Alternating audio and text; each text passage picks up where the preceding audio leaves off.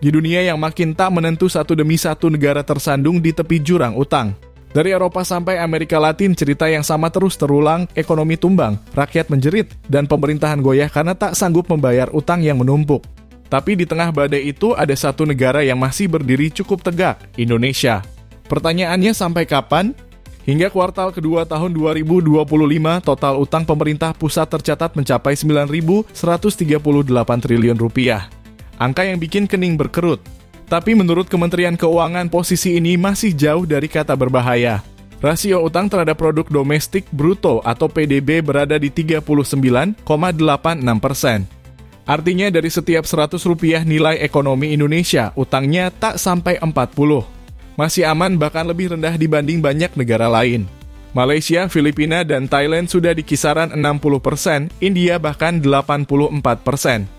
Cukup moderat, begitu kata Suminto, Dirjen Pengelolaan Pembiayaan dan Risiko. Ia ingin publik tahu Indonesia belum di jalur bahaya. Tapi angka besar sering menimbulkan ketakutan.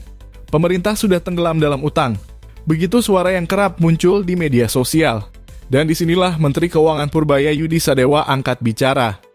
Tiba-tiba jadi menteri langsung bayar utangnya gede banget gitu. Gimana? Kenapa Anda khawatir tentang utang? Ya maksudnya bayar utang kan uangnya nggak cukup. Kata siapa?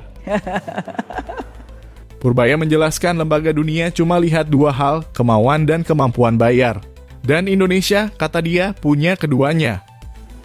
Kalau Anda belajar fiskal kan tahu rasio ukuran satu negara bisa bayar utang seperti apa. Bayar mau atau mampu. Jadi rating agency melihat kita dua, itu sebetulnya mau atau mampu. Dia akan memakai berbagai macam indikator macam-macam, tapi sebenarnya hanya dua itu. Kita lihat yang paling strict katanya di mana? Maastricht Treaty kan. Berapa defisit GDP-nya? 3%. Debt to GDP ratio-nya yang dianggap aman 60%. Ya. Kita berapa?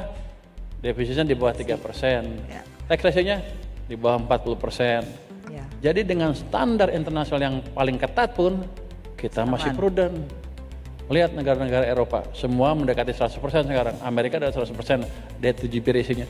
Jepang 275%. Singapura ya 200% ya, hampir gede banget. Besar, betul. Jadi dari ukuran itu harusnya saya aman.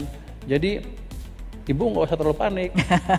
Saya nggak panik, cuman kan ini mewakili masyarakat yang kepanikan gitu. Artinya kita ajarin masyarakat bahwa kita aman. Tentu rasa tenang itu bukan alasan untuk lengah. Dunia sudah banyak memberi contoh pahit. Islandia, Argentina, Venezuela, sampai Sri Lanka semuanya pernah jatuh karena utang yang tak terkendali.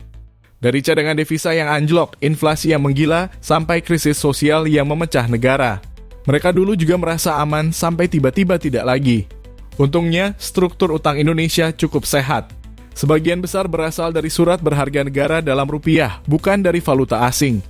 Artinya, sebagian besar dibiayai oleh rakyat sendiri, bank, lembaga keuangan, dan investor dalam negeri. Ini penting karena gejolak nilai tukar dunia tak langsung mengguncang posisi fiskal kita. Namun, pemerintah tetap harus disiplin menjaga defisit agar tak melebihi 3% dari PDB. Sebab satu langkah ceroboh saja bisa mengubah aman menjadi rawan. Utang pada dasarnya bukan musuh. Ia bisa jadi alat pembangunan kalau digunakan untuk hal produktif, membangun infrastruktur, memperkuat industri, meningkatkan kualitas pendidikan dan SDM. Tapi kalau salah arah digunakan hanya untuk menutup konsumsi atau pemborosan, ia bisa berubah jadi beban lintas generasi. Indonesia memang masih aman, tapi dunia sedang berubah cepat. Geopolitik memanas, harga komoditas berfluktuasi, dan pasar global makin sulit diprediksi. Disinilah ujian sebenarnya bukan soal berapa besar utang kita, tapi seberapa bijak kita mengelolanya. Sejarah telah membuktikan negara yang mampu menjaga keseimbangan antara utang, pertumbuhan, dan disiplin fiskal bukan hanya bertahan, tapi justru bisa melompat lebih jauh. Dan di titik ini Indonesia berdiri di persimpangan penting antara kehati-hatian dan ambisi, antara stabilitas dan pertumbuhan. Kita memang masih aman dari jurang utang, tapi seperti kata pepatah, yang paling berbahaya bukan badai yang datang, melainkan saat kita berhenti waspada karena merasa langit sudah cerah.